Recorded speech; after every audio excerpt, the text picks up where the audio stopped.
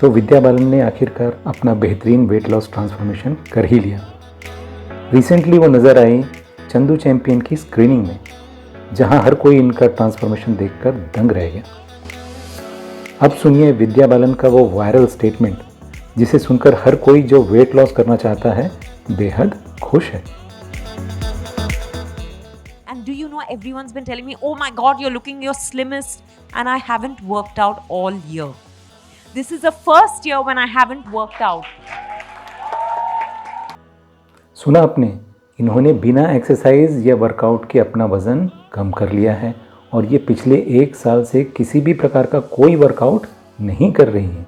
And they said, you know, your seams, I think this is just inflammation.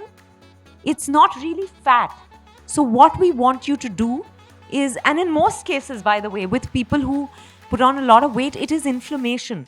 So they put me on a diet to get rid of the inflammation, elimination of inflammation it's called, and it worked beautifully. The weight went like that. ये बता रही हैं कि साल भर पहले ये एक न्यूट्रिशनिस्ट ग्रुप से मिली और उन्होंने विद्या को बताया कि आपके मोटापे में इन्फ्लेमेशन का ज़्यादा रोल है, न कि फैट का। इन्फ्लेमेशन को आप आसान भाषा में सूजन समझ सकते हैं और इस सूजन को कम करने के लिए इन्हें एंटी इन्फ्लेमेटरी डाइट दी गई और जिसकी वजह से इनका वज़न बड़ी आसानी से कम हो गया। Because they eliminated foods that were not suiting me, that you don't even know. I've been a vegetarian all my life. I didn't know palak and doodhi don't suit me. And I figured all that, right? And you think that सब्जियां तो सब अच्छी है, सब आपके लिए अच्छी नहीं होती. You have to figure what's good for you. Just because it's good for someone else, it may not be good for you, right?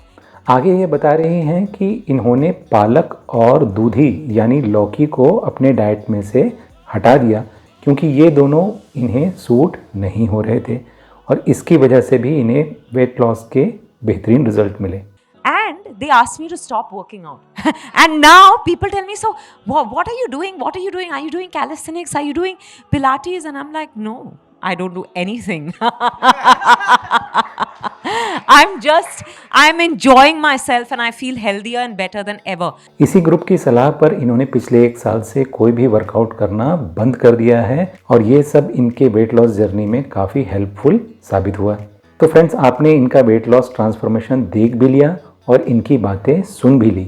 अब बड़ा सवाल सबके मन में एक ही है कि ये सब बातें कितनी सही है या गलत, और क्या हम भी वो सब फॉलो कर सकते हैं जो विद्या ने किया, या हमें एक अच्छे वेट लॉस रिजल्ट के लिए क्या करना चाहिए। इन सब बातों का जवाब मिलेगा आपको आज की इस वीडियो में। बिना स्किप किए जब आप पूरा वीडियो देखेंगे तभी आप जानेंगे कि क्या और कितना करना सही है।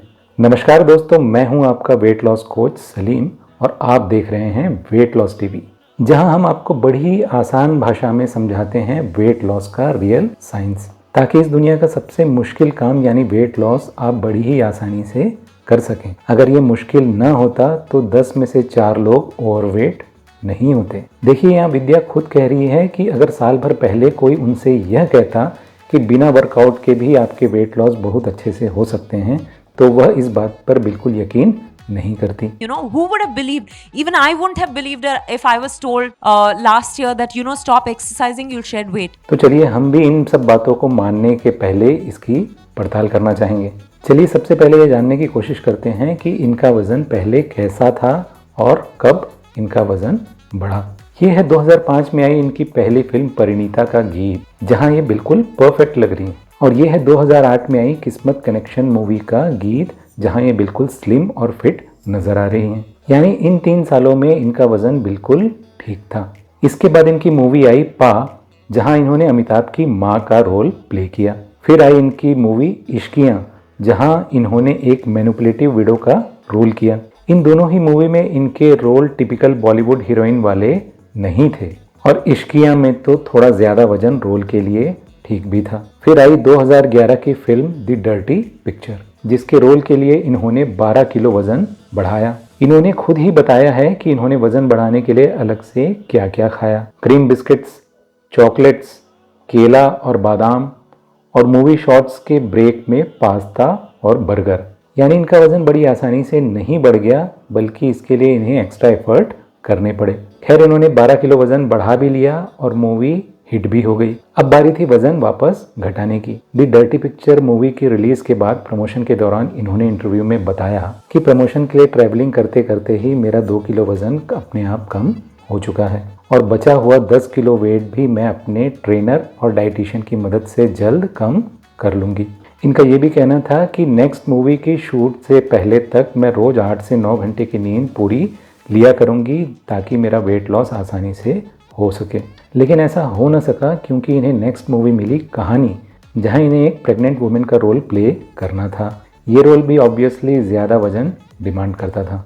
इसी दौरान विद्या के सितारे बुलंदी पर पहुंच गए। उन्हें बेस्ट एक्ट्रेस का नेशनल अवार्ड मिला, 4 कंसेक्यूटिव स्क्रीन अवार्ड्स मिले और 3 फिल्म फेयर अवार्ड भी मिला बेस्ट एक्ट्रेस के लिए। और 2014 में तो इन्हें पद्मश्री भी मिल गया।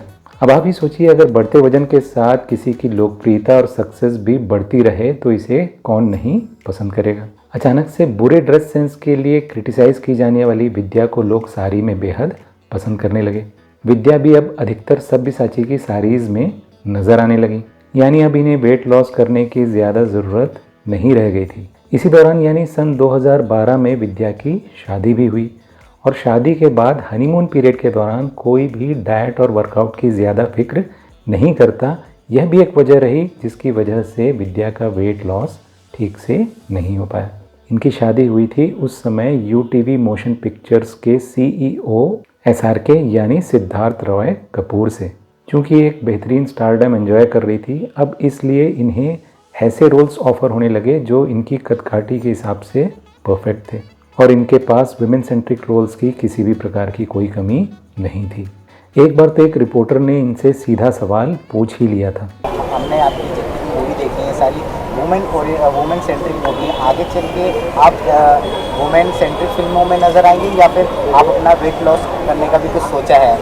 यानी ऑफ बीट और नॉन ग्लैमरस रोल करना भी इनके वेट लॉस न कर पाने की वजहों में से एक था।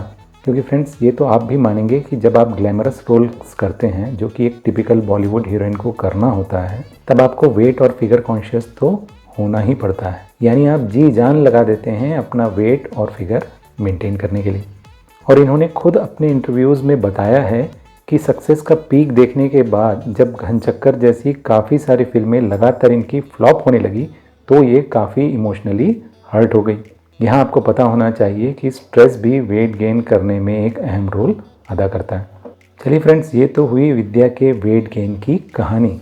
अब जानते हैं इस कहानी का सबक यानी लर्निंग्स। फ्रेंड्स, सबसे पहली लर्निंग ये है कि वज़न बढ़ाना आसान होता है पर वज़न घटाना नहीं।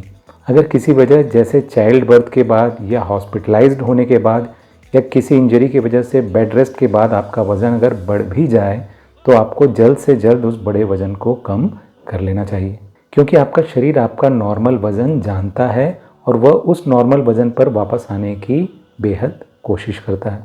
यानी पहले तो आपको वेट लॉस करना काफ़ी आसान रहेगा, लेकिन अगर आपने वेट लॉस करने में देर कर दी, यानी अगर आपने बढ़े हुए वज़न के साथ ज़्यादा समय गुजार लिया, तो आपकी बॉडी उस बढ़े हुए वज़न को ही अपना नॉर्मल वज़न मान लेगी और इसलिए आपका वेट लॉस करना काफ़ी मुश्किल हो जाएगा। हालांकि उस केस पर भी आप वेट लॉस तो कर पाएंगे, लेकिन उस वेट को मेंटेन करने के लिए आपको काफ़ी समय तक एडिशनल मेहनत करनी पड़ेगी और आपको उस कम वज़न को तब तक मेंटेन रखना पड़ेगा जब तक आपकी बॉडी आपके उस घटे हुए वज़न को अपना नॉर्मल वज़न नहीं मान लेती।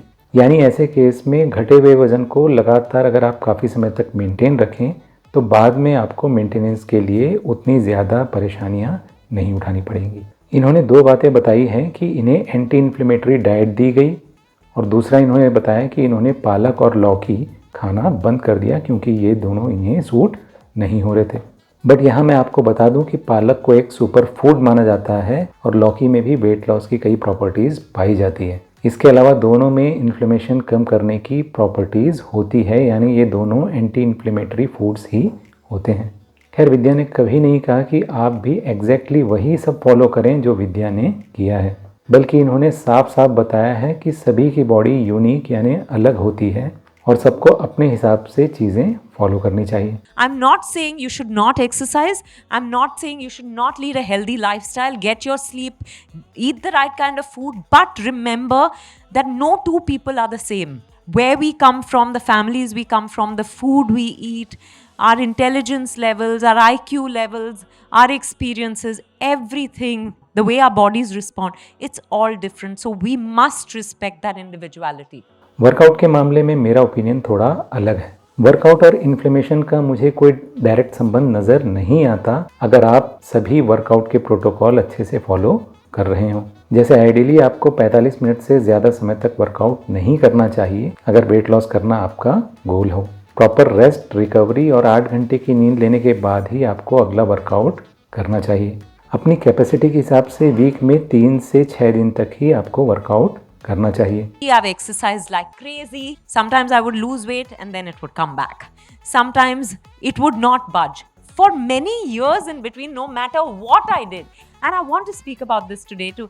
Just say that no matter what I did, my weight was only increasing. The more it increased, the more I would go and work out. क्योंकि ऐसा नहीं होता कि अगर आप ज़्यादा वर्कआउट करेंगे तो आपको वेट लॉस के ज़्यादा रिजल्ट मिलेंगे, बल्कि इसका उल्टा ज़रूर होता है कि अगर आप ज़्यादा वर्कआउट करेंगे तो हो सकता है आपके शरीर में कॉर्टिसोल हार्मोन का लेवल काफ़ी ज़्यादा बढ़ जाए। ये कैटाबॉलिक हार्मोन होता है और इसकी वजह से वेट लॉस तो दूर, आपका वेट गेन भी हो सकता है। यानी वर्कआउट करना किसी रेसिपी में नमक डालने जैसा होता है, इसके कम या ज़्यादा होने पर अच्छे रिजल्ट्स हमें नहीं मिलते हैं। अगली बात कि अगर आपके शरीर में इन्फ्लेमेशन है तो ये आपके बैड हेल्थ की ओर इशारा करता है। नॉर्मली हर ओवरवेटेड व्यक्ति के अंदर इन्फ्लेमेशन भी आसानी से हो सकता है। आपकी बॉडी में इन्फ्लेमेशन है या नहीं ये जानने के लिए भी काफ़ी तरह के टेस्ट मौजूद हैं, लेकिन एक ओवरवेट व्यक्ति को किसी भी प्रकार के टेस्ट कराने की कोई ज़रूरत नहीं है, क्योंकि उसके पास होता है आईना, जहां वो देखकर समझ सकता है कि उसका वज़न बढ़ा हुआ है और उसे उस वज़न को कम करने की ज़रूरत है। और जिसे आईने से नहीं समझ में आता वो मेजरिंग टेप या वेइंग स्केल का भी इस्तेमाल कर सकते हैं। कोई भी व्यक्ति जो एक वेट लॉस के अच्छे रिजल्ट लेना चाहता है वो एक एंटी इन्फ्लेमेटरी डाइट ले सकता है। ये हर और सभी व्यक्ति के लिए एक रिकमेंडेड डाइट होती है। इसमें आप विटामिन ए, सी, ई और जिंक, सेलेनियम और ओमेगा 3 से रिच फूड्स ले सकते हैं और आपको प्रो इन्फ्लेमेटरी फूड्स लिमिट करने चाहिए। ये पॉइंट आप सबके लिए ज़्यादा इम्पॉर्टेंट है। यानी आपको तीनों वाइट्स यानी नमक, चीनी और मैदा कम से कम लेना है। प्रोसेस्ड फूड और डीप फ्राइड फूड भी आपको कम से कम कंज्यूम करने हैं और आपको नेचर की तरफ आना चाहिए। यानी आपको खाने चाहिए फल और सैलड्स, स्प्राउट्स यानी अंकुरित चने और होम कुक्ड फूड यानी घर का बना खाना। इसके अलावा 8 घंटे की एक अच्छी नींद, रोज़ 10 से 12 ग्लास पानी, सप्ताह में 4 से 5 बार 30 से 40 मिनट की ब्रिस्क वॉक आपका आसानी से वेट लॉस कर देगी। आपको बस यह याद रखना है कि आपको एक कैलोरिक डेफिसिट स्टेट पे रहना होगा। वेट लॉस के साइंस को आसान भाषा में समझने के लिए आपको देखना चाहिए मेरा मस्ट वॉच प्लेलिस्ट, जिसे ध्यान से देखकर, समझकर और फॉलो करके आप भी वेट लॉस के अच्छे रिजल्ट्स ले सकते हैं। लेकिन अगर आप बिना टाइम वेस्ट किए जल्द से जल्द कम से कम एफर्ट में अधिक से अधिक वेट लॉस के रिजल्ट लेना चाहिए तो आपका ज्वाइन करना चाहिए मेरा ऑनलाइन वेट लॉस प्रोग्राम, जो कि एक पेड प्रोग्राम है, जहां मिलेगा आपको customised diet plan, workout plan और ढेर सारी वेट लॉस टिप्स जो कि आपके लिए यूज़फुल रहेगी। वीडियो अच्छा लगा हो तो इसे लाइक करके सब्सक्राइब कर लें। अपने क्वेरीज, सजेशन और फीडबैक हमें कमेंट के माध्यम से ज़रूर दें। Bye friends, take care.